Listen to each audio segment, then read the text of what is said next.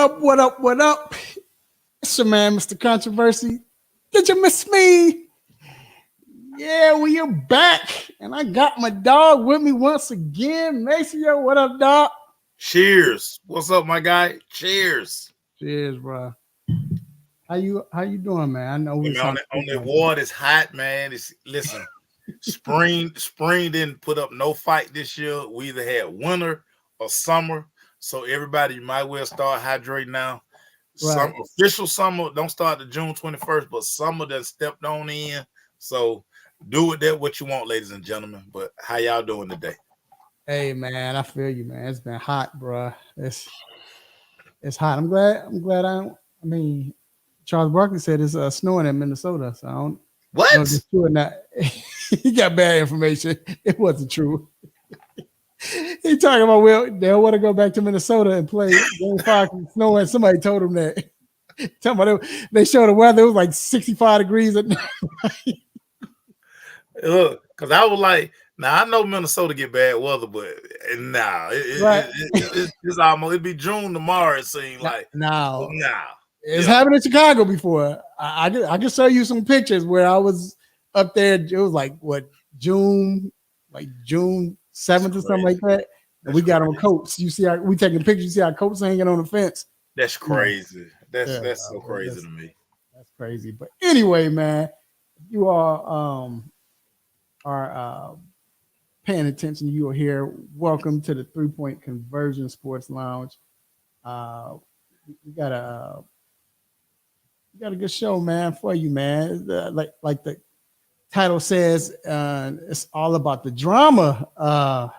Man, so much to talk about, man. We first we got to talk about and it's horrible that we got to call it drama, but it's probably gonna be drama. But with the Negro Leagues, man, MLB said, hey, we're gonna integrate the the Negro Leagues and their stats and everything, and it's gonna be in the stat books. So that's going to change a lot, but we're going to get to that. That's going to be crazy. Also, NBA Western Conference Finals, man, is drama now, man. Minnesota took one. Hey, Mace, I don't know, bro. I got a lot to say about this, man. People might not agree with me or like what I got to say about it, but I got a lot to say about that. But we're going to talk about that. Also, we got a great guest, man. We got writer for, I think he's senior writer for AJC. The homie. I call him Unc. Definitely Unc. Yeah, Mr. D. Orlando Ledbetter. He's going to be on the show talking about the Atlanta Falcons. And then we got to talk WNBA, man. I don't know, man. They've been beating up our girl, man. Angel Reese, man. I don't know if you've seen that, man. It's Rook, hey Rook, it's your welcome to the W moment, man. Come on, Rook. We don't love no Rooks, man. Every vet was treated this way when they were Rook. Again. Right. Now, because it's so much attention. What's even crazy now? So many people posting about the W, and it's always funny because I'm like, dude, y'all just got here. Like, be quiet. Right. Be quiet. Y'all just start watching the W. Be quiet.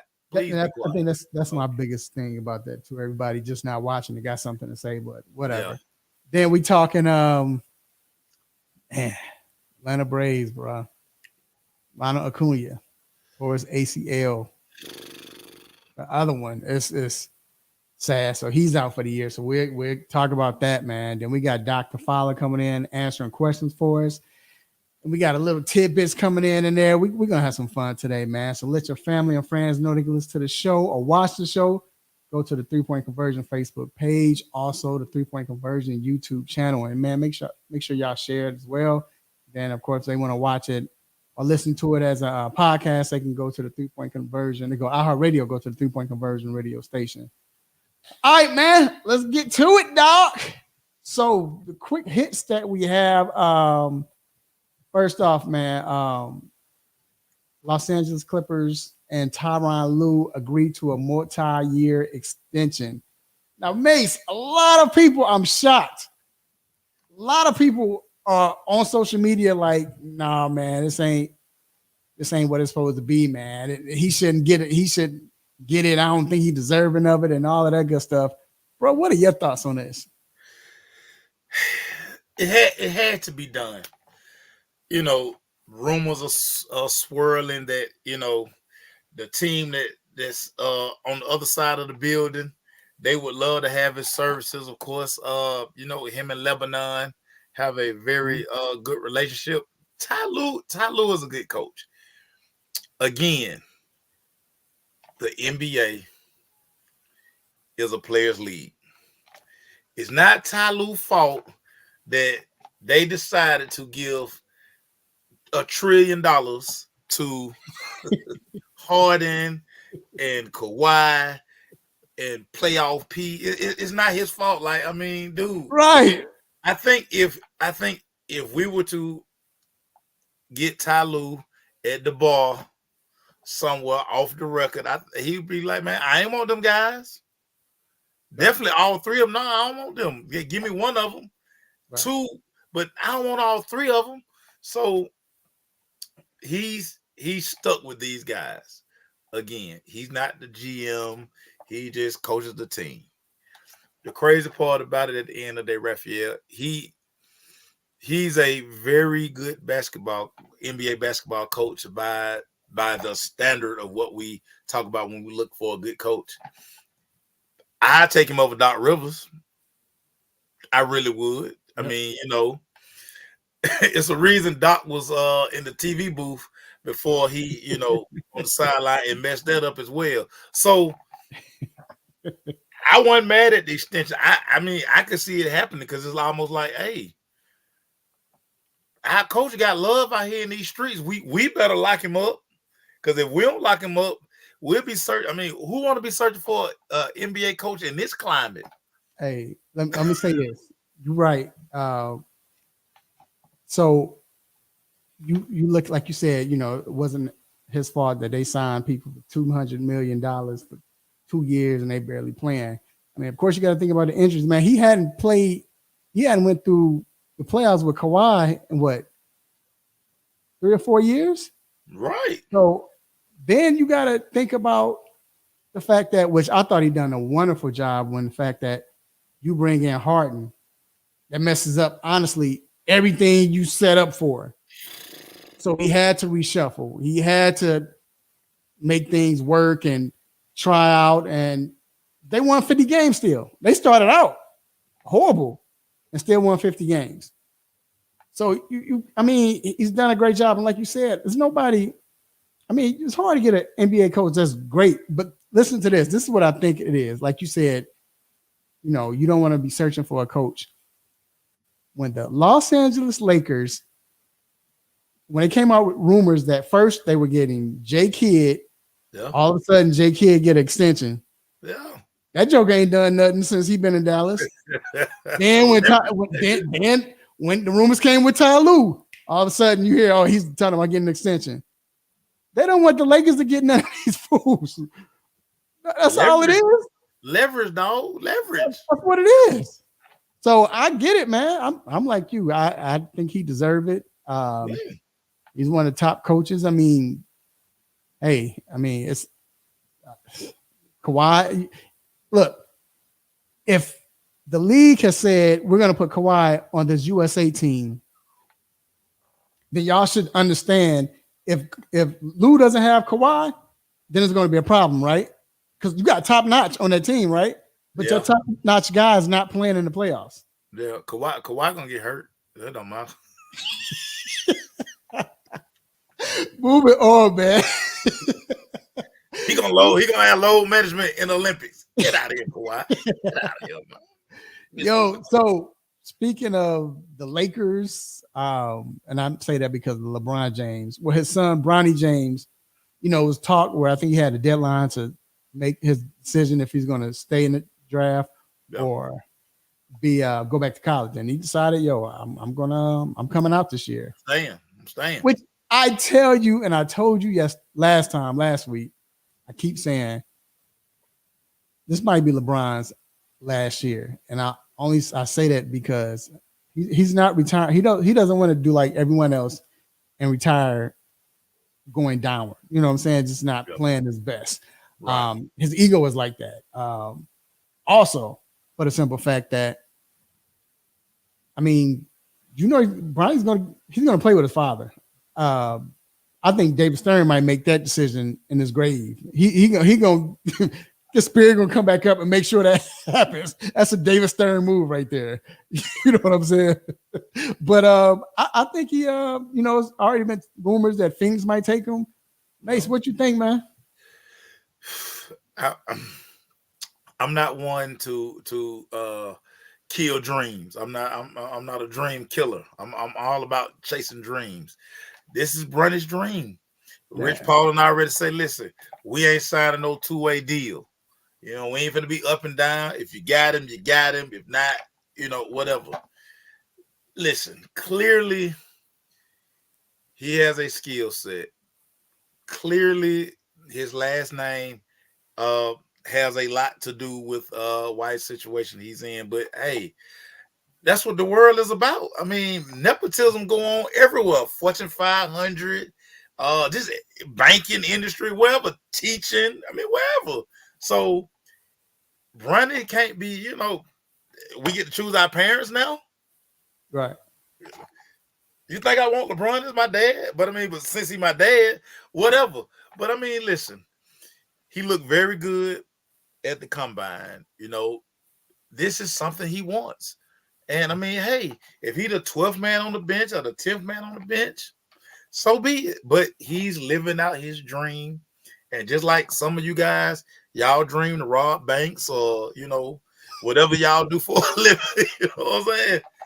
Ain't nobody told you not to do it. I'm with Bronny, man. Listen, just as long as the Hawks don't take him, I'm super good with it. So, shout out to Bronny, man. Do your thing, Bronny. Wait. So, if y'all don't know, we cover the Hawks. Yeah. So,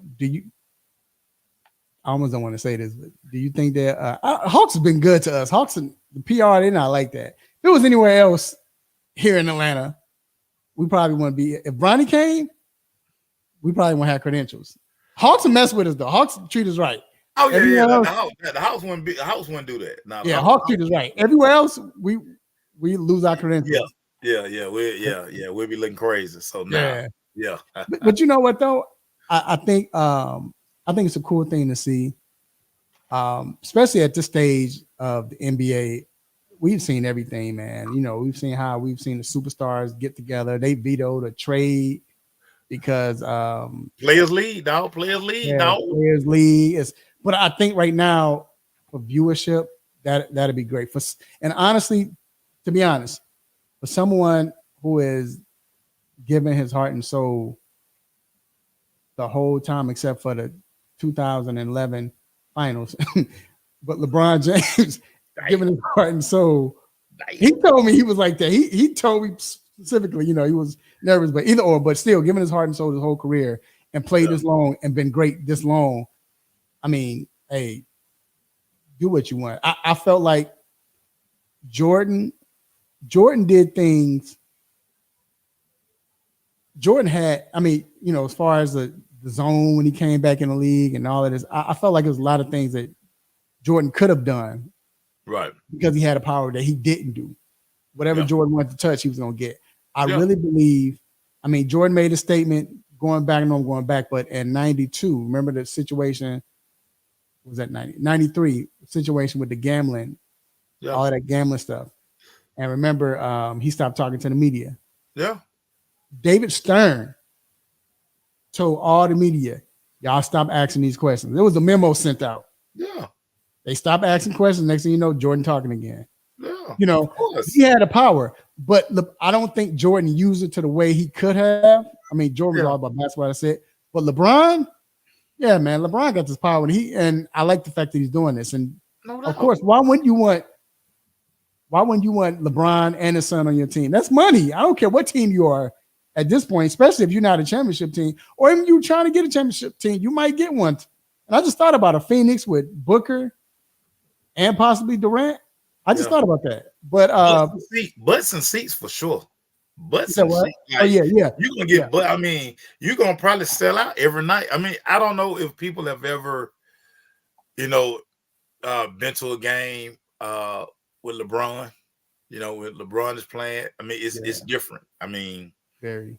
I know he got the haters and the detractors and just all these things, but the energy when LeBron James is in the building is something totally different, y'all. I mean, you can feel it. Yeah. It's very few people that have that it thing. He one of those ones, and when when people arrive, you can totally understand this. We can always tell the star power by how early you need to get to the arena, Yep. or the lines that are forming outside. And every time, whether it's Cleveland, the Lakers, when LeBron come to town, if the game is at 7:30 tip, trust me when I tell y'all this, 2:30, 3 o'clock, people are already lined up because they want to be the first people in the building, because they want to see when he take the floor. They want to see him warm. Like it's a thing. Trust me, it's a thing. I got a picture in my phone where the tunnel. I always love to see, where the visitor team come out for pregame. Right. You can always tell by that crowd right there. Yep. Steph and LeBron. Yep. But LeBron is number one. That little thing right there. Yeah, it's crazy. That's how you know it's a big game when you're not lying. And then don't forget media people that you hadn't seen in last time LeBron was here. They're not covering Detroit. Nah. Detroit in town on Saturday. They might not cover the Clippers. No, they're not covering the Clippers. It's only Steph and LeBron. It might be Ant now. Ant might get it now too. We'll find out next year. It wasn't so much this year. Luka, next year we'll find out. And Luka's getting there too. They'll come for Luka just because of that big trade. It won't be right. Where they come for Luka because it's like Van Messi. He could have been here. Yep. Ray Young done told y'all 5 times he wasn't coming. Right. Ray, get off Twitter, Ray. Put the Twitter down. Right. Yeah, but like I said, man, it's cool to see that. It'd be dope to see that. Like I said, I think it's his last year, man. I think he's gone after he plays with his son. No point in playing. I mean, there's nothing else to do, man. And I don't think he'll get the treatment. Bronny will get the treatment. Only person I think that would try to, we're gonna make it tough for you. You should know this. Only one guy that would do this in the NBA right now that will pick on him just because he's LeBron's son. Of course. And he cool with LeBron, but the only one that'll do that easily. Anyway, moving on, man. So I don't know if many of y'all might not watch baseball a lot, but if y'all do, it's a certain umpire that good riddance. Bye. Dude, Angel Hernandez, the worst guy. So look, I'm gonna put this for y'all just to watch, y'all. I'm gonna show y'all a little something. This is what he does. Just watch. A strike to Ibar. He can't believe it. Doesn't get much more backdoor than this. Watch this. Yeah.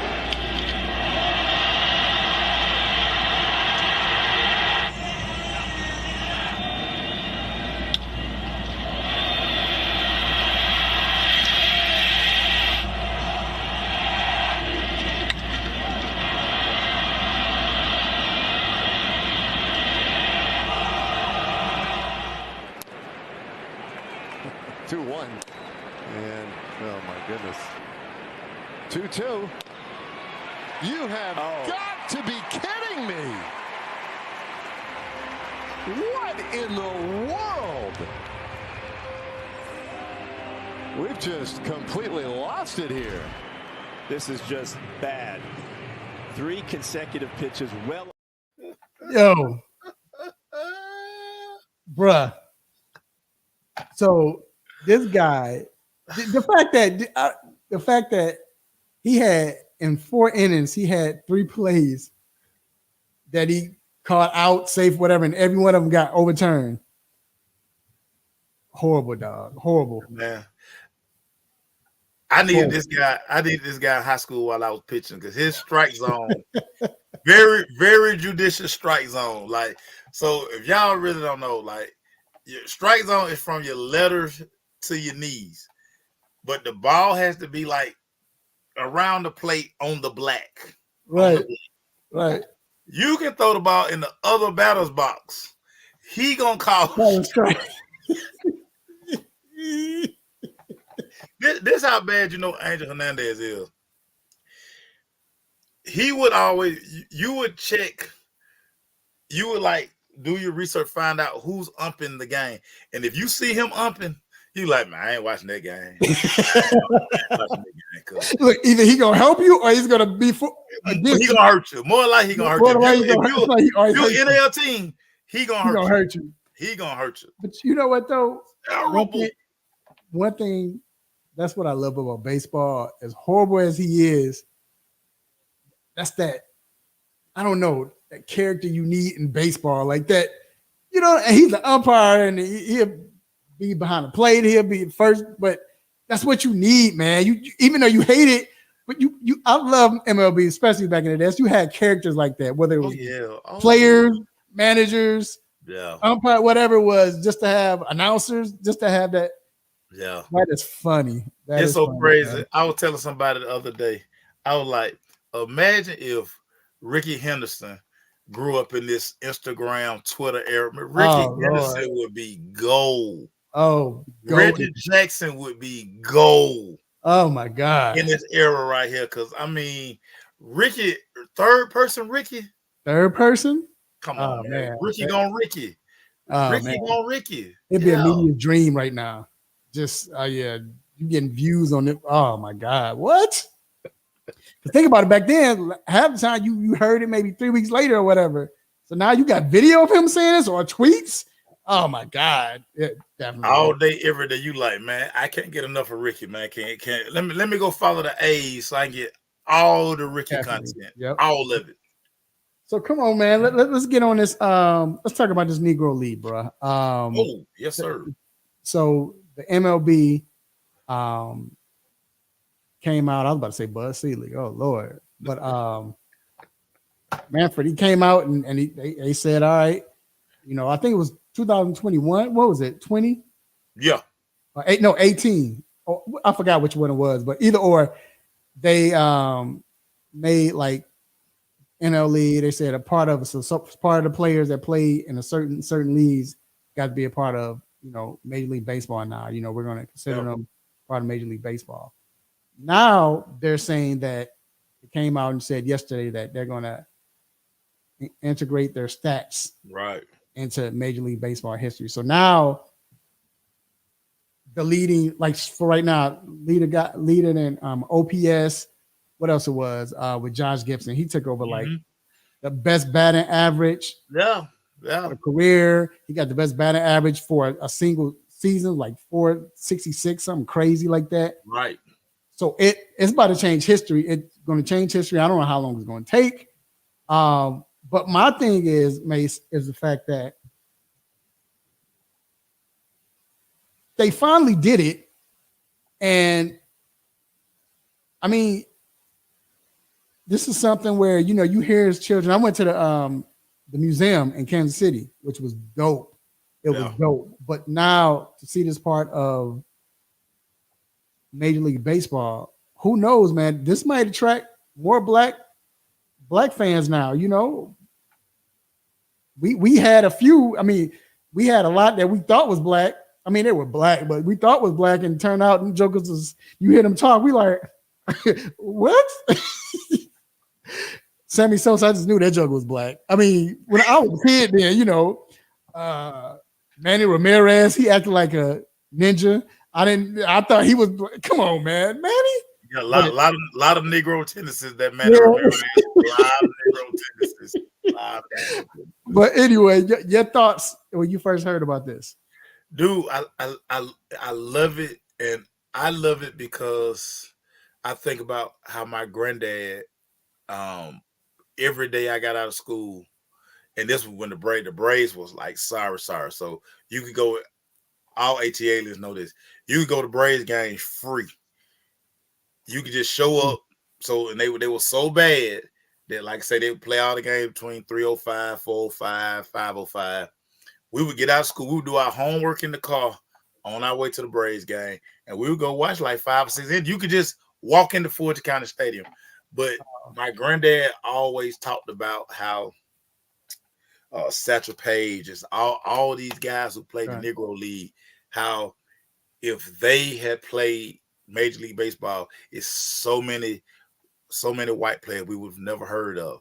And if everybody really remembers, like Henry Aaron talked about it all the time, and he talked about how, listen, because he kind of grew up on that circuit, he was like, listen, when I got to the Major League, when I was able to play Major League Baseball, listen, this is way easier than what we were dealing with in the Negro League.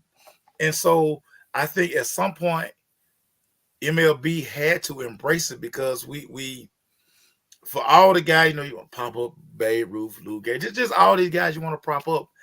How do we know they were truly good? Because before Jackie Robinson came and broke the color barrier,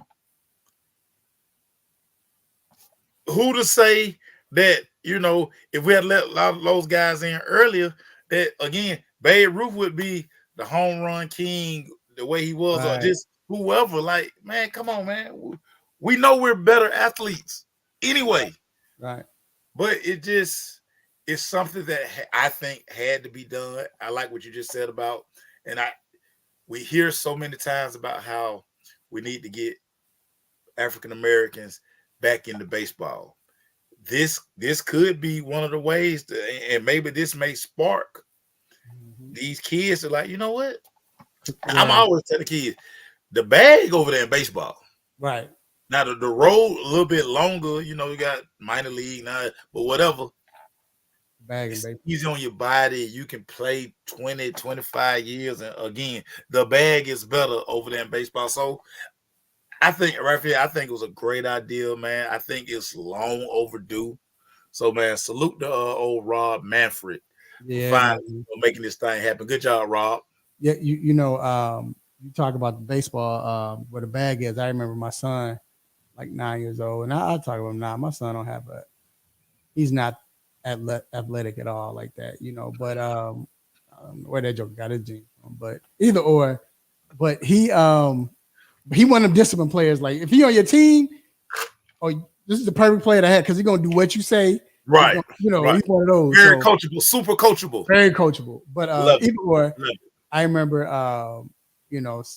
one day we was coming from the barbershop. It was like, I used to go to the barbershop early. It was like 6 a.m, and we on our way home, and I was just talking to him. He was like 8. We was just talking. He just came out of nowhere. Was like, Dad, I want to play baseball. Bruh, I put that car in reverse. I drove straight to where I go. I forgot, one of them stores. I bought that joker some gloves. I spent like I probably had like $123.38 in my bank account. I spent like $120 on. I was ready, like, let's go. And he never, but that money's in baseball. But anyway, But the funny thing is, you're gonna have a lot of folks that come out and say, well, how do you know they would be that good or whatever? You don't know if they would have been as good in the major leagues. You're gonna have your naysayers and the people that's upset, and of course. But the funny thing is, almost 98%, if not 100, all them, I ain't call them jokers, all of them baseball players that came from Negro League that went to the MLB bought out like the first 3 years. Day one. Bought out. Day one.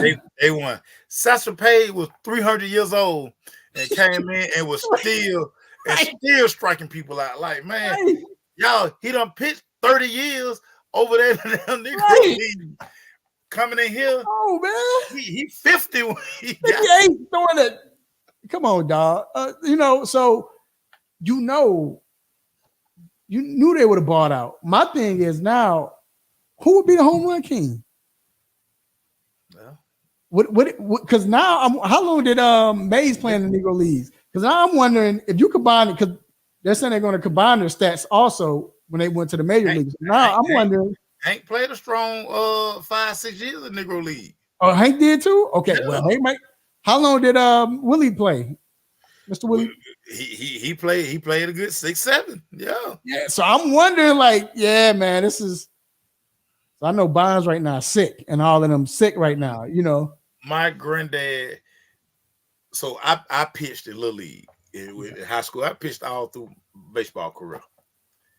And my granddad would tell me all the time, and I threw hard. But he would always be like, man, Satchel Paige, man, you ain't got nothing on Satchel Paige, man. I got to show you this. He would always try to show me the way Satchel Paige throw his circle chain. Like, man, you holding the seams wrong. Satchel Paige hold it like this. Like, your hands ain't big enough. Like, my granddaddy loves Satchel Paige, dog. So it's like, anytime if something comes up, it's Satchel Paige name in it, I'm always going to look at, I got Satchel Paige throwback jersey somewhere.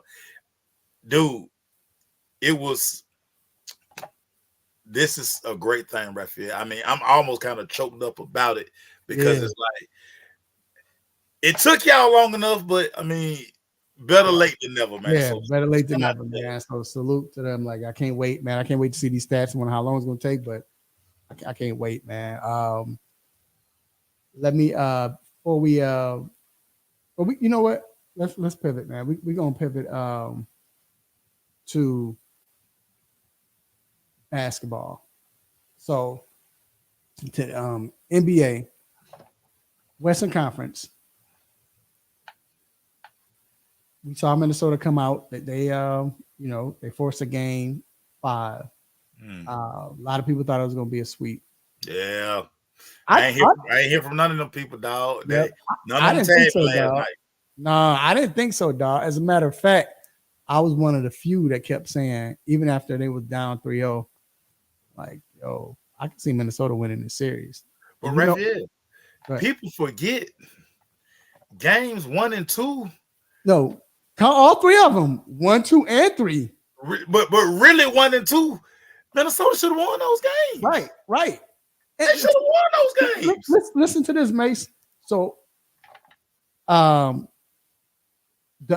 in game 3, they were up late with 2 minutes left, and Dallas came back. So here's the thing: all 3 games, the first 3 games, when they were up big in the fourth quarter, up under 5 minutes, and they lost the lead.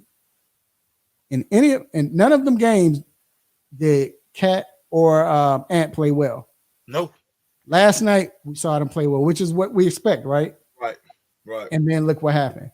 So if every game is close, and I know Kyrie them closes, but it's a difference when you close the game because you catch up because they can't sustain a lead. But if they're playing like they should be playing, they should be able to sustain a lead. Right. Cat even fouled out last night, and they was able to, because Cat was balling. Cat was the reason why they won, basically. So my whole point is, I think that people should be aware that this game, even though it was 3-0, the first 3 games was decided by 5 points. Dude, they forget, man. They forget. If fourth quarter Luka don't show up, no, we could be talking about Minnesota with a sweep. Right. Like, I think, and it's crazy because a lot of the people who all of a sudden back in love with Kyrie again, a lot of y'all, I remember when y'all said Kyrie was a counselor, but I ain't gonna hold y'all. Yeah. But dude, fourth quarter Luka had just been special. Mm-hmm. You know, he hit a couple of bombs. You like, but again, those were leads that Minnesota gave up. Right. Mike didn't have that mean J, did he? Mike, you had that mean J. But yeah, man, I say this, bro. I think that I think it just came down to confidence, and hopefully for Minnesota, they see that Ant woke up. They see that Cat woke up. And one thing I like about Cat is that's how you know them jokers be listening and watching inside the NBA. Cat did not take a three until the fourth quarter. No. But he was. But that's what we want, though. They can't help but eat. Even if they don't watch it, they family members, they cousins, they got their phone in the hand all day. Yep. They gonna scroll because they following all NBA media outlets. They can't help but see it. But a lot of times, let's say what you want, rabbit ears, or well, we block the noise out. Sometimes them people be right. Right. You know what I'm saying? Do, and they giving you insight out because they're looking at the game from a different perspective. You on the floor and you in the moment, but dog, if a Hall of Famer, if a panel of, we know these are basketball guys, if they like, hey man, Cat shooting too much, dog, maybe you shoot too much. Right. All of them agreeing. That's the thing. All of them agree. Right. Now, this ain't your dad who calling you like, man, you the best shooting jump man in the league. Keep shooting. Right. Your daddy got on rose-colored glasses. Right. He think you all world. Right. Get out of here with that, man. I just, like I said, I just see that this series, I'm predicting it's going 7. Dude. It's going 7. And for all you conspiracy theorists, because I know all y'all out there too, because I read some of that stuff today too. Because the East was a doggone sweep. Hey, they got these TV ads they done already sold. They got to keep this thing going. Hey, every time I see them do it it's a possible game 7. They do a commercial. Oh yeah, they about to lose. Yeah, it's about to go. I said every time. Yep, they about to lose. It's going 7. Right. So yeah, when I saw that, I was like, yeah, Minnesota winning this. For all you conspiracy theorists, they up there on Paul Place. They like, hey, look here now. Right. Hey, after this, we ain't got no more games. We need all the revenue we can get. Bruh, keep playing. Hey, I want to switch to the Indiana Pacers Celtics. Celtics going to the finals, but I'm gonna tell y'all why I don't believe in the Celtics. Indiana, and no disrespect to Indiana, because Nembhard is balling, Siakam doing his thing. They hustling, but when you have the best player on their team out, now remember, I know you're going away, but still, first look at this series now. First game, I don't know what Halliburton was. He kept fumbling the ball. Dog, what you doing, dog? Just dribble. He kept fumbling. Halliburton, he dressed like Dwayne Wayne the other night. Like, yeah, dog. What you get out of here? Wait, right? What you got on, dog? But anyway, he kept fumbling, right? Kept fumbling, and then they had the game 1, and they hit the 3, and then they lost momentum. Okay, game 2, Halliburton get hurt. Then it was close. Then it became a blowout. But then game 3 and game 4 without Halliburton, you struggle to win. You have to come back and make miraculous plays to win. Like, I do not. Indiana could have easily won both of them games. Easily. That's why I don't believe in the Celtics, man. I've been saying this all year. They're not. They do this every time. Luckily, they won, but they do this every time. Now, I don't know if it's that they play, and maybe it's that they played at their competition. And that's not good, though. It's not good at all. It's especially when you got the quote unquote 2 best players in the league, as y'all like to always tell me, man. Jason Tatum was dog, man. Jason Tatum, right. Man. Okay, right. Yeah. And I feel you, Mike. He need. Now I was happy that last game he kept going to the hole. He kept doing what he was doing. He gonna do that left-footed fall away, but I mean, you can bet your life on he gonna do about 5 left-foot fall aways. You just need him to hit one shot. If he hits one shot, if he hits 1 3-pointer early, are you good? You set. But that's why I don't believe in him, man. I just you will always be in the game with the Celtics. They cannot put nobody away. They can't. Right. I just don't. So look, man, we're gonna take a quick break. We'll be back, man, to talk some football. right back. Hey, what up, what up? This is Chauncey Billups, and y'all listening to 3 Point Conversion. Peace.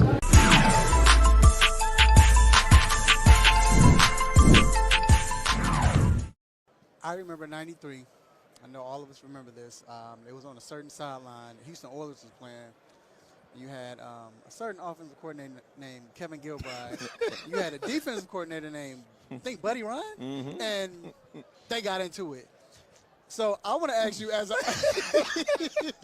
an offensive genius, when you're doing everything you can offensively and the defense, for weeks, they're just not getting it right. And you know they could be better. Have you ever had an incident where not necessarily wanted to fight, but you had to go to them like, hey, get your game up? Yeah, I wanted to fight. Yeah.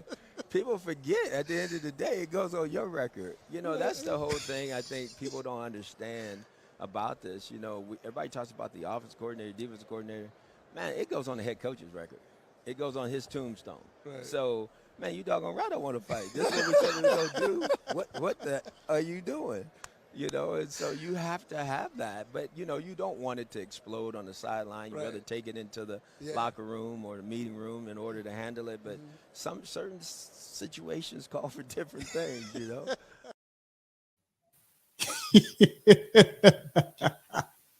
Shout out to our guy, man. Great interview. One of the best interviews we had that week in Vegas, man.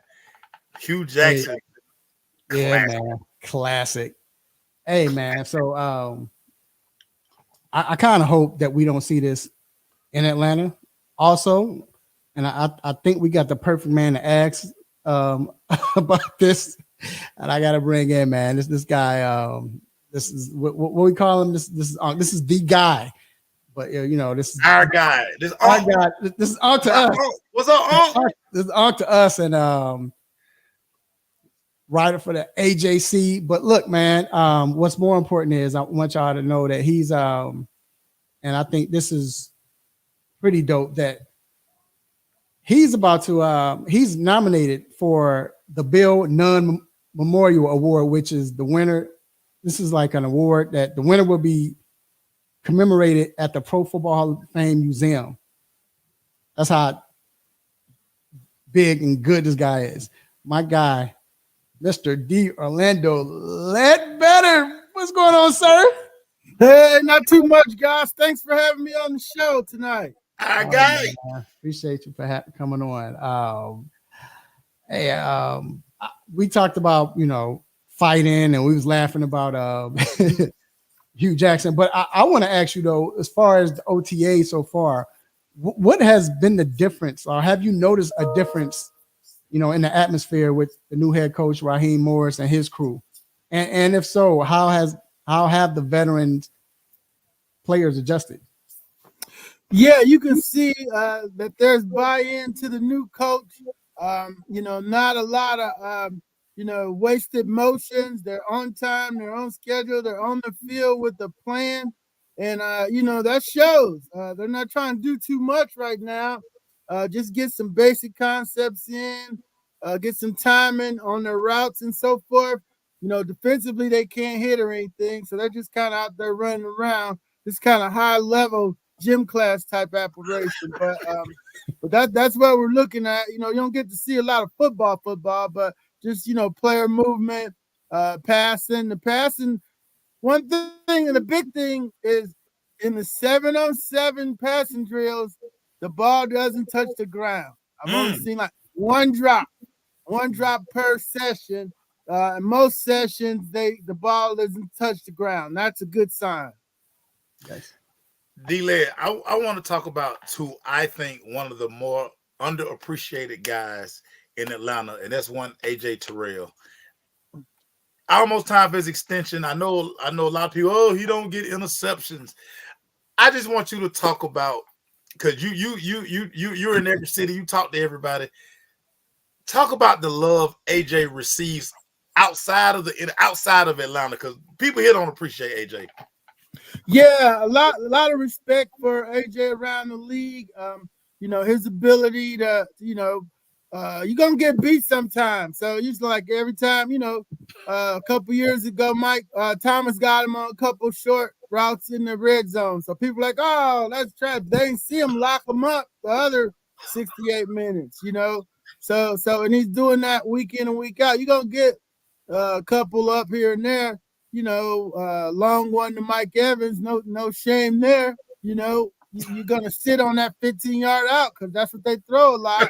And you know, when you bite on it and they get you, it's 40-yard touchdown. So you know, that's a tough position. He's got the right mentality, you know. But yeah, I'm in the group that would like to see him continue to play at a high level, and we do need to see him get his hands on the ball, get some picks. So I kind of want to piggyback off that because a lot of people have been. A lot of fans were waiting for the Falcons to draft a cornerback. We need a cornerback. And they didn't. Because of that, do you think that's the Falcons saying, or whether it's the GM or Raheem, they're saying that, hey, we're good with our guys. We like what we have. No, three things. One, they were trying to trade back up in the first round to get a cornerback. It didn't work out. So they're not good with their guys. Number two, Jesse Bates said, hey, I don't think they're done yet. Yeah, he did say that. He did say that. And number three, there's a lot of veteran corners out on the street right now. So as camp gets closer, you know, they're going to be like, oh, this $3 million looks pretty good right now. You know, they ain't going to sit at home for nothing. You can't get Stephen Gilmore for $3 million. You can get some of these other cats for $3 or $4 million. D-Led, let's go on to talk about Kirk Cousins. We see the clips. You just talked about how the ball doesn't hit the ground. How close to 100% do you think he is? Because, I mean, you're watching him every day in this movement. He looked pretty good to me when he's driving the football, D-Led. Talk to me. Yeah, me too. But I haven't seen any movement. And, you know, bootlegs and that type of thing. That's probably not going to be that much of the offense. But, you know, you still got to do that bootleg movement if, you know, McGarry whiffs. We got a whiff. You might have to get out of there, you know. So I want to see him move a little bit. But, we know this isn't a pass blocking line. Right. So, you know, they're going to be a lot of quick passes, or they're going to be leaving Charlie Warner in to help McGarry on that side. Yeah, I see the drop back, but, you know, I'm going to want to see the movement at some point. He said August 1 is his date, so that's coming up here. So, in saying that, what player offensively do you think will benefit the most by Cousins' presence? Because, I mean, we still think that Drake could just take off. Of course, you got Kyle Pitts, you got the running backs, and so who do you think will benefit the most from him?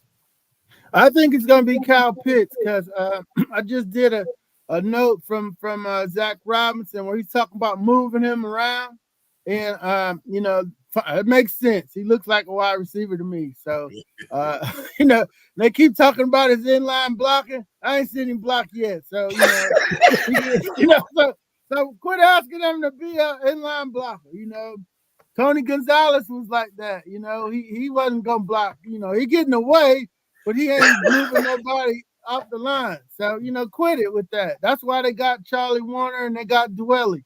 You know, if they want to block, they got some people to do that. He's going to be, I think he could be the Cooper Kupp in this offense.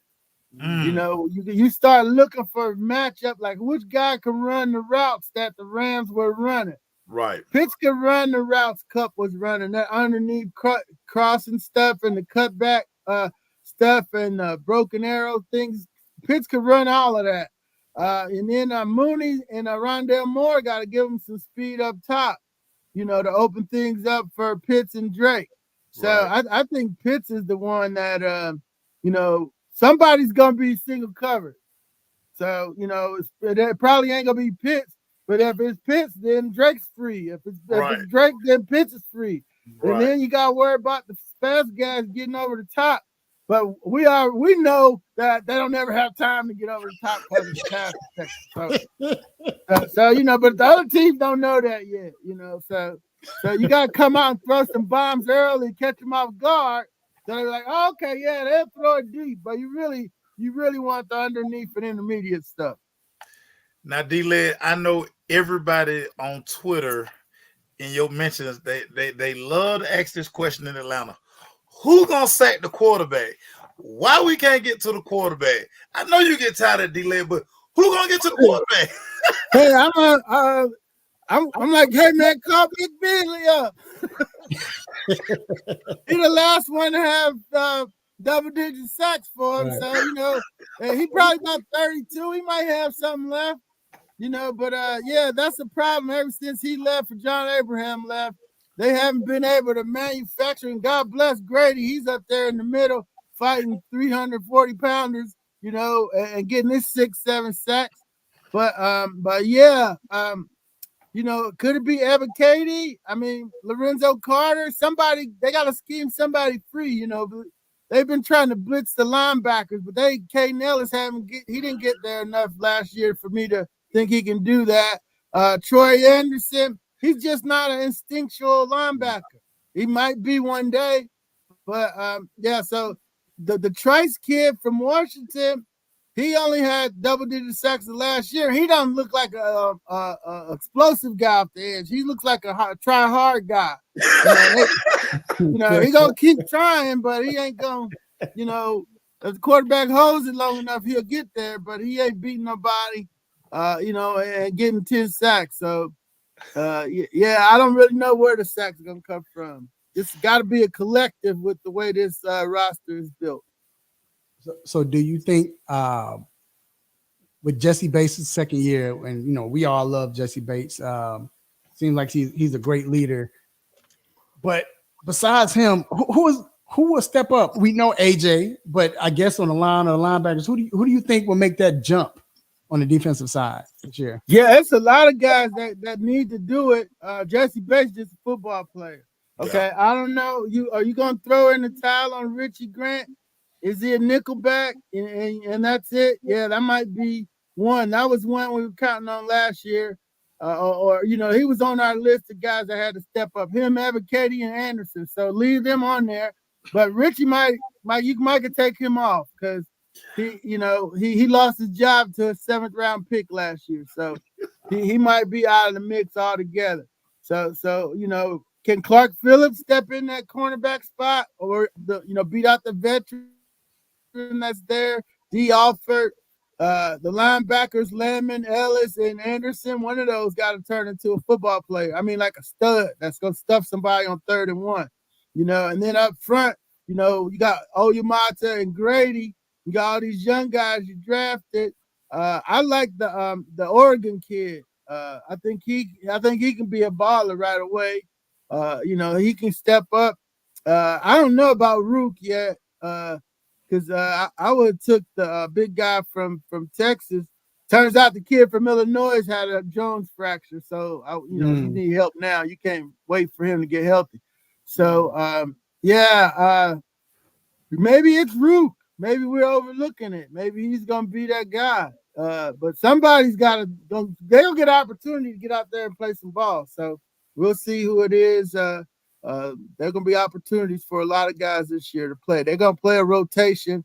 It might dwindle as the season goes on, but I can see him playing 8 guys out of the gate. D-Led, I got to ask you about Rondale Moore. We got so much production special team-wise from Cordero Patterson. Of course, they changed the new kickoff rule or whatever. The guys, like XFL thing, whatever that thing is. Is Rondale Moore going to be our return guy, or are they looking at a couple other guys to do that? No, they want Avery Williams to be that guy. Oh, okay. Yeah, Avery's coming back from the knee.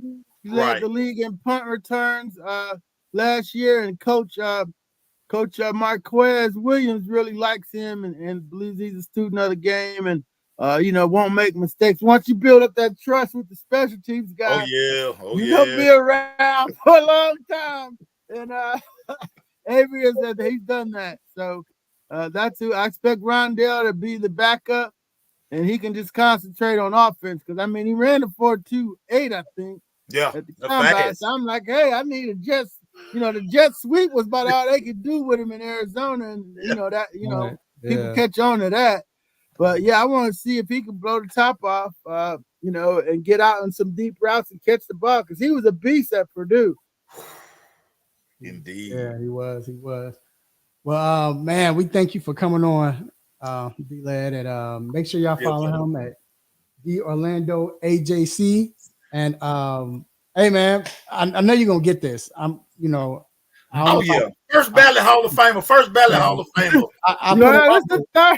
This is the third time they keep bringing me back. So I'm like, I told my wife, she got mad at me today, and I was like, "Okay, I'm a Hall of Famer." She's like, "You don't even know if you got in." I'm like, "Well, they keep bringing me back." I'm like, "If it ain't this year, it's next year." So there's some good people on that list. A lot of my good friends. If I don't go this year, hopefully they'll vote me in next year. The good thing is it's a award voted on by your peers. So right. So that's really, really cool in that regard. I know with the PWFA, I get a vote, so you already know. I appreciate it. Hey, I'm gonna just tell y'all real quick, man. When you say his name, when I say it's golden, y'all just don't know. It is golden. When people came, he speaks well about you, so I don't know what you did, but I'm telling you so many times. So you gotta always drop that name, and then listen. If you don't have anything, if you're not sure about it, just put D-Led name there so people like, oh yeah, I believe it now. Yep. Hey, Maceo and Mr. Controversy. We appreciate you. Always appreciate the D-Led. You know it. Thank you, sir. All right. Y'all take care. Have a safe summer. You too.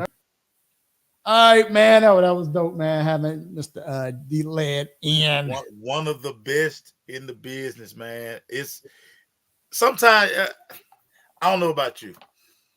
Well, yeah, I do know about you, but I want you to speak on this as well. Sometimes some of the people that we've got to know in this industry and we get to talk to and not even just doing this, just off the record, just 5-10 minute conversations. Sometimes I'd be like, hey man, it's crazy, man. I actually get to talk to this guy.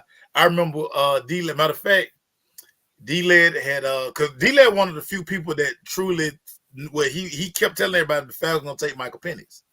Mm-hmm. And Dan Patrick, he was on Dan Patrick's show, and it was just funny. I'm sitting there like, man, that's my guy, man. Everybody like, man, that's my guy, man. So shout out to D-Led, man. Yeah, Trina, man. Super knowledgeable, Trina. That's our guy, man. I love it. I love me some D-Led. Yeah, like I said, he's a guy that just first time he talked to me, I felt like I was like, oh my God, this. Then he, I know who you are. Yeah, I know you. Then cool to his fan, man. And it just like I said, his name is golden. I had to use his name for certain stuff, man. And they were, let's make this happen, just because his name. So like, a shout out, man. Yo, man. I don't know if you have one. I know I do, boy. It's time for the most infamous, the most famous.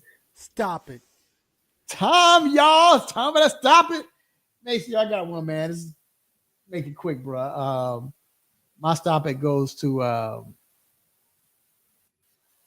somebody that I don't know if you're fond of. I think you are, but from Dallas. And I just know it came out. He said that he doesn't play for money. Talking about Dak Prescott. This joker said he doesn't play for money. Stop it. So y'all remember 2 years ago. Now, at first he was like, when they was like, "Oh, you gonna play for a contract?" He was like, "I'm cool. It was gonna happen," And I will say he was patient, but he got that $40 million. Got the bag. He got that bag. And for him to say, come on, man. Come on, dog. You're not throwback like that, Dad. I'm sorry. You're not. You know what I'm saying? Look, when I start seeing this joker give away who was that in the NFL that did that, or NBA? That was, I think Ron Artest did it before. I think it was somebody in the NFL done it too, where they gave away that game check that year. You know what I'm saying? Yeah. Every year, that year they gave all the game checks away. So, but nah, I don't believe that, bro. I know you love the game, but we don't believe in that. We don't believe in that. Or he might just be saying too, y'all know I make so much money off the field that I'll make some money. I mean, he might be saying that. Yeah. Whatever, Dak. Win some, Dak. I'm not wearing your jersey this year, Dak. Anyway. Oh man, you gotta stop it, dog. I gotta stop it, man. And T. Higgins. I love you, my boy. You're not getting 25 to 30 million. Stop it. Stop it. You nice, T, but T, you're not even top 10. Stop, T. Yeah. I agree, bro. I agree. He I ain't gonna play. Come on, man. I was thinking the same thing, mate. So I ain't gonna lie, bro. I thought the same thing. Like, yeah, I'm with you, dog. I'm definitely with you, man. He gotta stop it, bro. So, look, man. Before we go to our next segment, man, we're about to we'll go back and we're gonna play something else, bro. We're gonna take this quick break and we'll be right back. Yo, what up? This is Tyrese Maxson. You're listening to 3 Point Conversion.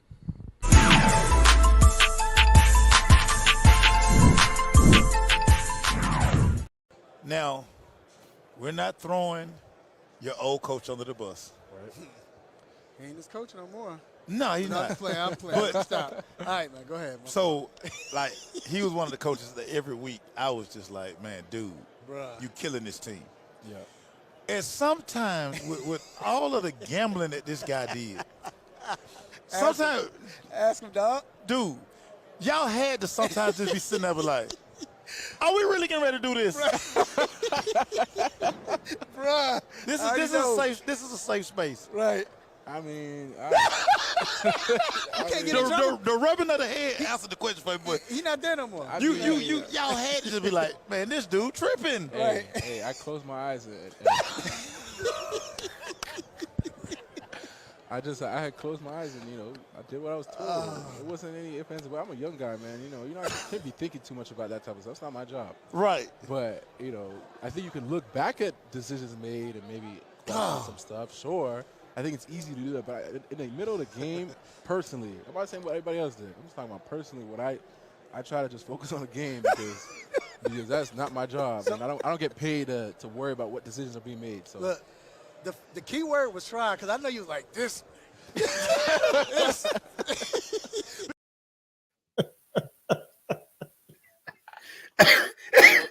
that was the Los Angeles Chargers D tackle Otito Ogbonya. We had on the show, bro. That to me, that's my favorite clip, bro. That whole week. That's my favorite night clip. They lost to the Raiders in Las Vegas. I'm sitting there like, no way they let that man back on the plane. Like, bro, you walk back from Las Vegas, bro. You're not getting on this. You're not getting on this plane, no. I'm sorry. That was I think they fired him in the third quarter.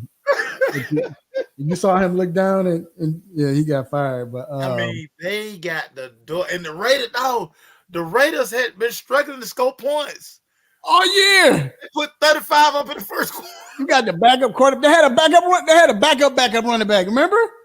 The backup running back. You had a backup quarterback. We ain't even heard this dude.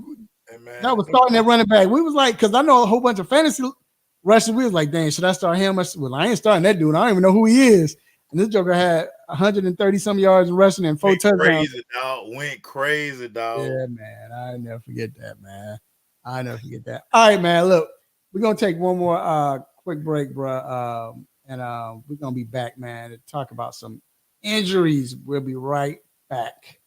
Hey, it's Chuck the Iceman Liddell, and you're listening to the 3 Point Conversion.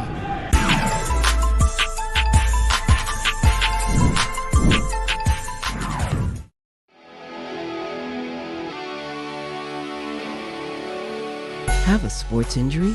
Need to see an orthopedic doctor? Ortho Atlanta is one of Metro Atlanta's largest orthopedic and sports medicine practices. providing orthopedic and sports medicine care for the whole family. With 37 physicians and 14 offices, the practice provides the highest level of care for injury of muscles, joints, bones, and spine. Ortho Atlanta offers convenient access to a full range of musculoskeletal surgeons and specialists. Ortho Atlanta also offers on-site physical therapy, pain management care, MRI imaging, and workers' compensation care. The Ortho Atlanta surgery centers in Austell and Fayetteville provide cost-effective, same-day surgical procedures in an accredited outpatient center. Hip, knee, shoulder, back pain? Ortho Atlanta has you covered with specialists in all areas. Same-day appointments, orthopedic care for the whole family. Ortho Atlanta, Atlanta's choice for orthopedic and sports medicine care. Learn more at www.orthoatlanta.com.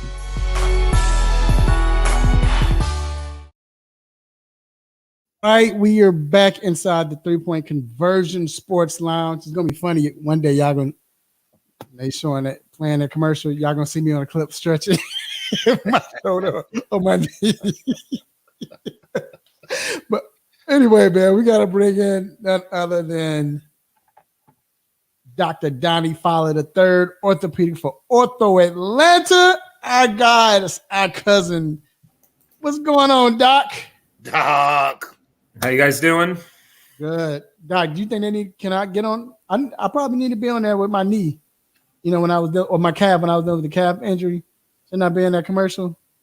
Yeah, you can be a spokesman. And Yeah. you can do like a patient story and feature you on the website and all the good stuff. Hey, I'm cross promotion. So. Yeah, of course. Look, I'm not gonna lie. The other day I was walking down the stairs, same where I almost tore it, partially tore it, and I felt that jolt in my calf. Oh, I got scared, but thank God, you know. So thank God nothing happened. But anyway, man, let's get on these injuries, man. Let's talk about this guy. We talked about 3 weeks in a row, and it makes sense. But Kristaps Porzingis, they're saying that he could, it was saying he could be back for game 4. He didn't show up for game 4. Now, since they do have a nice little lengthy break, do you see him coming back? Like, what are the chances on him with his strain on his right calf?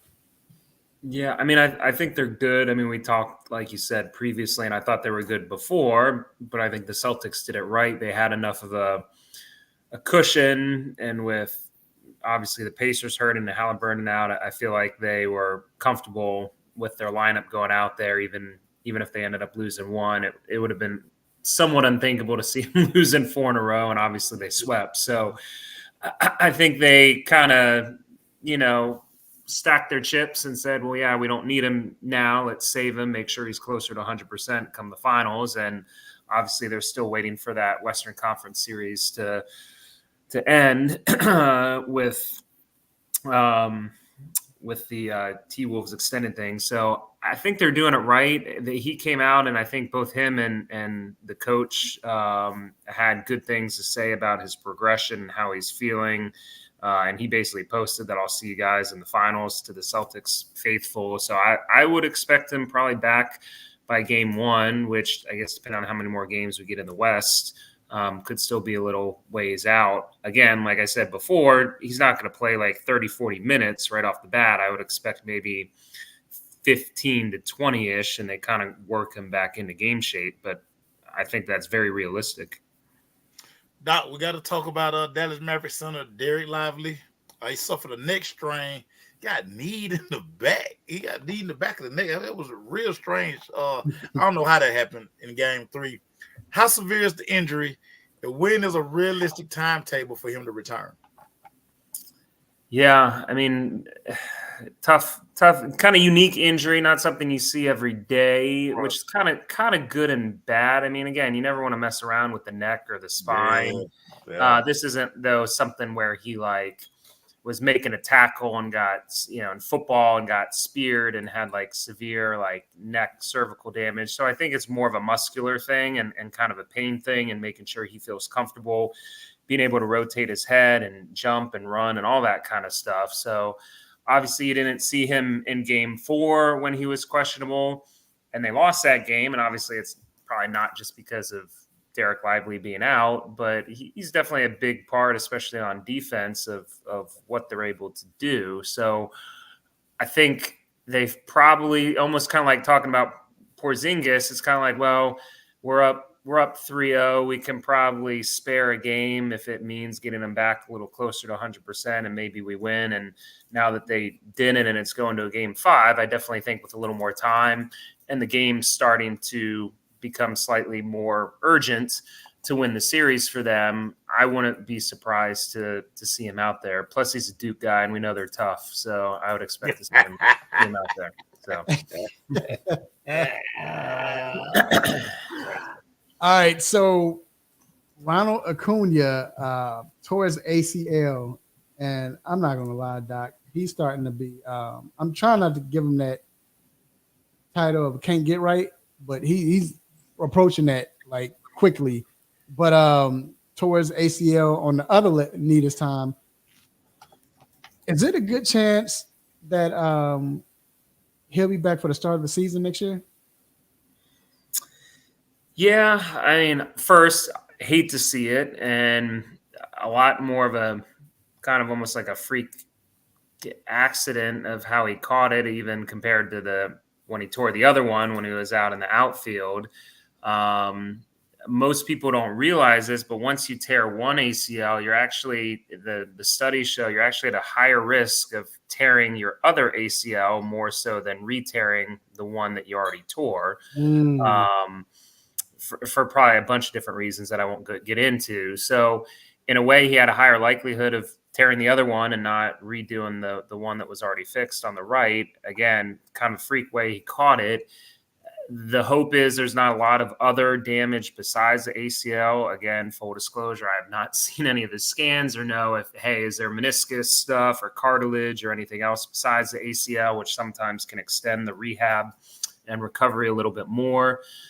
We are somewhat speeding up the recovery process from ACLs. I mean, it used to be a full year, and you're seeing guys at 7-8 months, sometimes making it back a little bit quicker.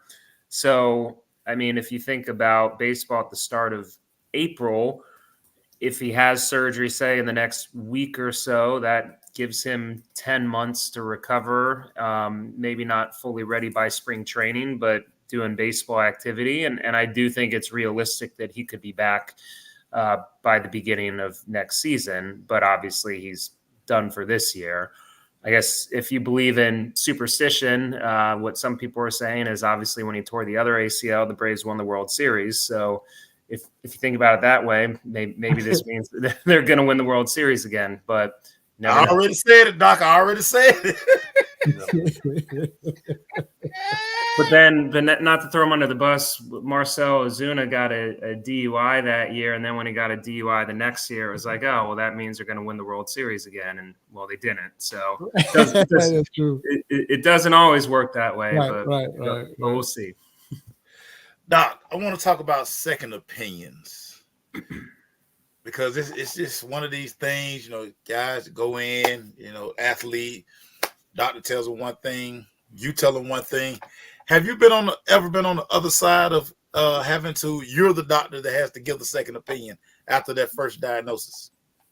Yeah, no, I mean, most of us, including myself, have been on both sides, first opinion, second opinion. Occasionally I've been a third opinion, I feel like, but it's you always make it, or at least I always make it professional. You never fault the patient. I mean, in the athletic world, it's almost the agent forces almost every player to get a second opinion. And half the time the agent doesn't even like the team's medical doctor and they want them to go to an outside doctor to have their surgery elsewhere.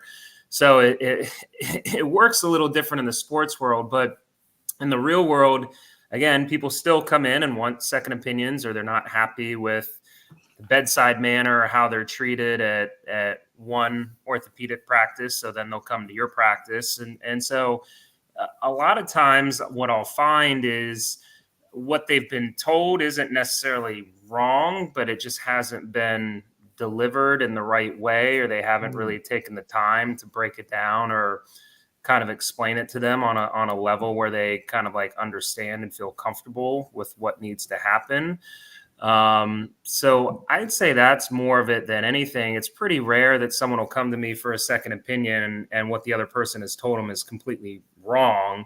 It's just, I almost feel like it's just they didn't get a good experience or vibe from that doctor. But at the same time, usually there are sometimes a couple of different ways you can treat something, even surgically. So I'll usually, again, try to be professional and say, well, hey, what this doctor told you isn't wrong. Maybe he said it a little bluntly, or maybe he didn't break down these other options. These are the other things you can consider as well. And then I kind of leave it up to the patient to decide, well, do they want to stay with me at that point? Or I'm not offended if they decide to go back to the original doctor that they saw. So. Wait, real quick. Did when you had the time where you did find something, say if you did find like, oh, well, okay, and it was different from what the doctor said, do you feel obligated to call that doctor like, look, I'm not trying to do this, or I'm not, or is it just like, oh, well, or do they understand? Or I think most of the time you understand. I mean, it's usually not like I said, like a malpractice thing where something they're saying is completely blatantly wrong.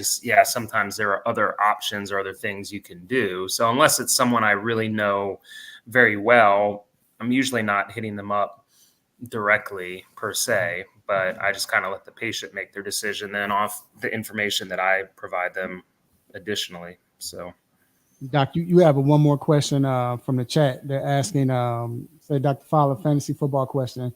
What's your thoughts about Nick Chubb this upcoming season with his injury? Do you think he'll be out for most part of the beginning of the year? That's a good question. Honestly, I haven't. I need to start ramping up my NFL prep. It's getting close. I mean, it's tough because he had obviously a gruesome injury. I hated watching the slow-mo of that clip, and then coming off of already having a severe injury to that same knee in college. I mean, Nick Chubb is, I don't know if it's probably hard to find a guy as tough as him out there. No one's going to question that. Guy grinds, and if anyone can make it back, it's him. But now he's had 2 major multi-leg knee surgeries on the same knee. And so that's tough for anyone. So I'm not saying it's not possible for him to be back. I wouldn't be surprised if they do kind of integrate him a little bit slower in hopes of not having any kind of setback. So even if he is taking reps early on, it's not like he's going to be I don't think he's obviously going to be a 3-down back or anything like that, like he kind of was for, some of his career. But obviously I'm definitely rooting for the guy and hoping to see him back. Go Dogs. All right, Doc, we definitely appreciate you, sir. And we'll talk to you next week, man. All right, guys. Have a good one. Appreciate it, Doc. Yes, sir. All right, Mace. Hey, Doc just took me back real quick. Yeah, it used to take a year. A year. Yeah, it was like dudes are coming back, and I blame Adrian Peterson. I was about to say, freak of nature tears ACL. He back in damn 5 months. He was running around in circles. Like, what is this doing? Oh, like, yo, man, test that. He need to get tested. Yeah, bro. I was. You took a whole year, dog. Whole year to recover from ACL. Yeah, he messed that up. I was gonna say that, Mace. It was Adrian Peterson's fault, and then come back that next year and run for 2,000 yards. Yeah, crazy. What kind of crap? 2,000 yards, bro. Crazy. Was that crazier, or was the T.O. situation like you look at the two? Ooh, because T.O. came back faster. He came back in like 2 weeks. He got hurt. He came back the same season. Yeah, he got hurt. He broke his leg. I think it was the game before the last game. Yeah. And then he came back and played in Super Bowl and balled out. Yeah, that was crazy. That was sick. And he was like, I'm out here on half a leg. Hey, that injury, I couldn't even watch it. I didn't even want to watch it. with Nick Chubb, I didn't want to watch it because I remember when I was little, the injury that gave me nightmares, Mace, was when, yes, that gave me nightmares for years. I was a little boy and I saw that. That tore me up. I was scared to look at the Monday night intro at one point because that tore me up. I'm going to tell you what's even crazier, because I grew up a quarterback. Once I saw that, listen, I understood the value of my offensive lineman.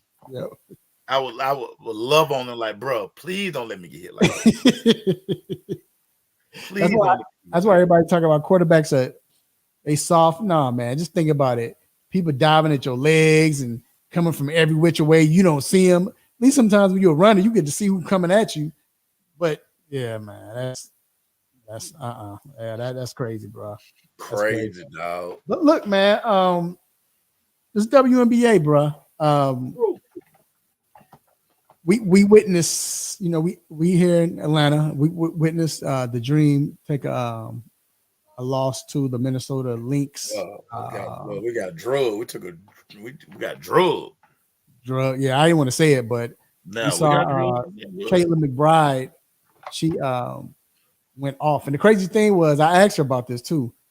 She was with 3 minutes left in the game. She was 9 from 9 from the field. Yeah. 6 from 6 from 3-point land, 5 from 5 from free throw line. Perfect game. She only averages 13 points a game and came in Atlanta and dropped 31. And then she missed the last two. She missed the next 2 shots. Like, it was no. If I was a coach, I would have took her out. Yeah, about 15, she could have had a perfect game, bro. Perfect. 30 points. She had 31 points. But just with the Dream itself, is there anything that you see from the Dream that they're lacking? I know it's early in the season, but dude, right now, I just look at we keep running Haley Jones out here as our point guard. Thank you. I love Haley. She's not giving us nothing. She's not a point guard. She was a shooting guard in college. Right, but so coach, she had, like tonight, she only has 2 points tonight. She played almost 28 minutes the other night, no points. She has 2 points tonight. They're losing right now. Ryan is playing. Ryan only has 2 points tonight. Ryan is probably one of the most skilled athletes in the W. Yeah. And she just too nonchalant. It's like, she's just too cool. Yeah, I don't know. When are you gonna get mad? Like, she got the All-Star snub last year, then she dropped the easiest 50 I ever seen. Right. It made me mad because I'm like, you can do this. It's no reason you shouldn't be averaging 25 points a game. Because it's nothing on the it's nothing on the basketball floor that you can't do. Yet here you are out here right now against Washington with 2 points in the third quarter. Against Washington for that case. Come on. So that's the biggest thing for me. Haley, like, we're getting nothing from Haley. Like, you know what she remind me of? And I told somebody this. I was like, at the game, I was like, she's not a point guard. But they're using her like they use, like the Bulls used Ron Harper that year in '96, where they put him at point guard position. But he's not a point. Haley's not a point. Now, I think the next, if not next game, in 2 or 3 more games, you're going to see Crystal Dangerfield come in. Because when she came in, the energy changes. The ball was moving, the passes. She's a true point guard. Maybe they're just trying to bring her on slowly because, she came to Atlanta late. She came in like she got traded the day of the first only preseason game. So, or the first preseason game. So I think it's that. For me, it's 3-point shooting. Oh yeah, we're bad. We're bad. There's no 3-point shooting at all. Ryan is the only one, and she's not a 3-point. She's a stop and pop. She got drive to the hole, like you said. She's athletic, but she's not your typical 3-point shooter. Right. So we don't have one. AP can hit it sometimes, but AP is more of mid range. Yeah. Because you would think. So to me, Alicia Gray is probably like our best all-around player. Right. I agree. she just, I mean, she does it all. Like I say, she can shoot the three. I mean, like I say, she's not a 3-point shooter. She can shoot it, but we never have to worry about her effort every night. Right. She comes in score. I think I would honestly, I would start Nia Coffey. I know you want that spark coming off the bench, but I would start Nia. I just think she's solid. Yeah. I think when Nia, she does everything. She can shoot it. She got the midi, like everybody talk about, and she gives. And maybe coach just wants to. Well, I don't like coach rotations half the time. I'm just gonna keep it 1,000. I don't like coach rotations. Just really be they blow me, man. They blow me. Yeah. You know? So do you think with Angel Reese, the way they throwing her around and they like coming at her, and I know she's a rookie. Yeah, but you think because okay, so I bring in. I don't think she's at this level, but as far as they don't like her, but like when Lonzo Ball first came in the league, yeah, man. And remember how I mean that's Patrick Beverly too, but still how everybody playing on him and making him work. And do you see that with her? Because she's been on the ground a lot. That last foul, that last flagrant foul by Alyssa Thomas, that was crazy. Do you think they're targeting her? And I don't think it's necessarily like we don't like you, but one of them things like welcome to the NBA, Rook. Oh, dude. Or Angel Rook. You know what I'm saying? Is it more her than dude? It again, it only seems like they're getting picked on because everybody is paying attention now. Right.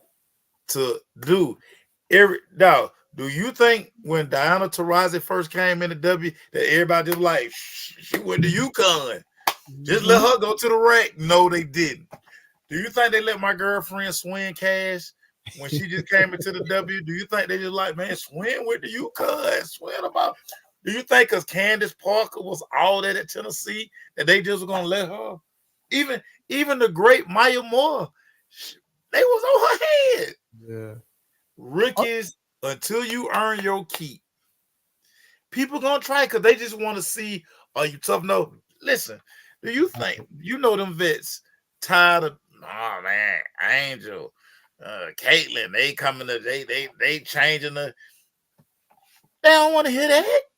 They know it's true, but they don't want to hear that. Right. They competitors too, man. It's crazy. Right. It's crazy. No, you're right. You're right. Yeah, I see it, and like it's even that girl. No, that wasn't her. That was Jaquel. She did. I thought it was Elizabeth on the team. It was Jaquel, and she shoved her going down the court, and Angel just sat there and she walked back. She was laughing. She started laughing and everything like that, you know. But Alyssa got it good though. Alyssa chokeslammed her. She chokeslammed the dog, but yeah. So we'll see, man. Like Angel say, listen, we partners. Like we played at Maryland together. Yeah. I know it wasn't no malice to it, but it's just right. It's what it is. Whether when you in the 8th grade, you first get the 8th grade, they pick on you. When you first get to high school, they pick on you. You know, if you play sports, you know, whatever team, if you the new guy on the team, this folk gonna until you earn your keep, folk gonna bother you, man. So right. I don't take it no way. I'm like, hey y'all, listen. And again, they've even talked about it. No, I don't feel no type of way about it. It's part of the game. Because next year, guess what they gonna do? Same whatever thing. Hot shot like wait till Juju come in the W. Man, they be trying to knock Juju bun off her head. They be like, girl, you better stop wearing your hat. See, Paige gonna be sick of that bun. Paige the only one that, because she's so cool and nonchalant, she don't have no, you know, she just. It's like Paige, after she get done playing, like she go watch the Brady Bunch or something. Like she's just real nonchalant. But like you said, Juju, yeah, they gonna knock that bud. They gonna knock that bud off, man. All right, man. Let's get to these Braves, dog. So I told you, man, he real close to being called can't get right. Real close to be called can't get right. But we had Doc refer to some people as can't get right a few times. Believe it or not. But with the Braves, with Acuna, there was a dagger for the Braves. But do you think they still have a chance? And when you saw it happen, was it like? Did you immediately think it was a wrap, or? Oh, yeah, I said, dog. Anytime you just fall like that, non-contact, yeah, it's bad. You either I was like, that's either his Achilles or his ACL. Mm-hmm. It just always happens that way. So I didn't. It for me, it put the onus on AA. When Acuna went down last time, AA made all of the right moves, bringing Jock Peterson in, bringing Soler in, fix the pitching a little bit. Can AA, so are there pieces out there this time to where you can make those same magic moves and get this team? Because again, listen, you lost the MVP. You lost the MVP. That matters. Even though he ain't been playing like an MVP, but at some point, you can write down 30 home runs, 120 RBIs, 50 stolen bases. You can write that down next to his name all the time. Yep. It's on AA now. It's on AA now because again, we saw him make the moves before that led to a World Series. Can he do it again? I mean, I'm sitting there looking around. I mean, is it even anybody out there? I was all on the waiver wire the other day. I was like, man, I don't know these people. Because you know how people always tag us and stuff. Somebody was like, it's time to bring Mike Trout. Not tripping. So basically, you want two guys injured right now. That's what is going to happen to him. Now he can't get right for real. Trout can't get right. He hurt now. I know. Yeah, he can't get right. He can't get right for real. That's every year. And it seems like it happened every year right before they come to the Braves, before they play the Braves. Trout missed. He always get hurt right before they come play the Braves in Atlanta. I don't know why, but I heard them talking about, I don't know who they were looking at, but they were looking at Texas. They were talking about AA was looking at Texas, like it's a chance that he might make a move at Texas, but I don't know for who. See what I'm saying? Yeah, I don't know who would they get. That's my point. And who just gonna give you pieces to be like, yeah, go on and win a championship? Right. It's not fire sale time yet. Yeah, I'm with you. It's crazy. But we'll see what they can do, man. Because like you said, that year you see people step up, and I mean a lot of people stepped up, and they have talent, but with Austin Riley, what is he going to do? Is he going to take the onus on, take over the onus? You got what's my guy at first base? I can't think of his name. Olsen, yeah. Olsen, he got to step up. It's so many, man, but it's just a blow. The good thing is, like you stated, if there's a silver lining to it, the Braves have done this before. Yeah. So they know it could be done. It's not one of those things like, hey, we just got to step up. We got to do it. Hey, this is, and hopefully, Snicker he gave them a nice little pep talk. He gave them a good pep talk, and they ready because, like you said, man, it's like deja vu. It's deja vu. So it could be done. But with them Dodgers playing like they playing, and they rolling, and Phillies playing like they playing. Outside of Bryce Harper getting thrown out of games. Right. Yeah, I don't know if they can come back and do something. But we'll see, man. But look, before we go, bruh, anything you really want to talk about or you want to let off the chest or whatever? Man, I just want to give a gentle reminder to all of these new WNBA fans. Relax, y'all. Like, again, y'all just getting here. Use your inside voice. Y'all stop making these these definitive takes.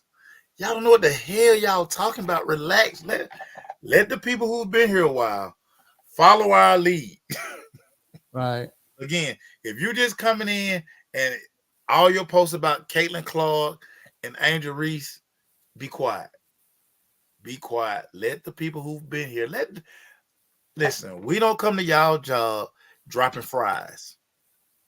You know what I'm saying? We don't. Listen, I don't know when to flip the burger over. I don't come to your job and stand behind you, be like, flip that burger. Right. Not them fries. Let the people who do this for a living, who do this for real, let us do it.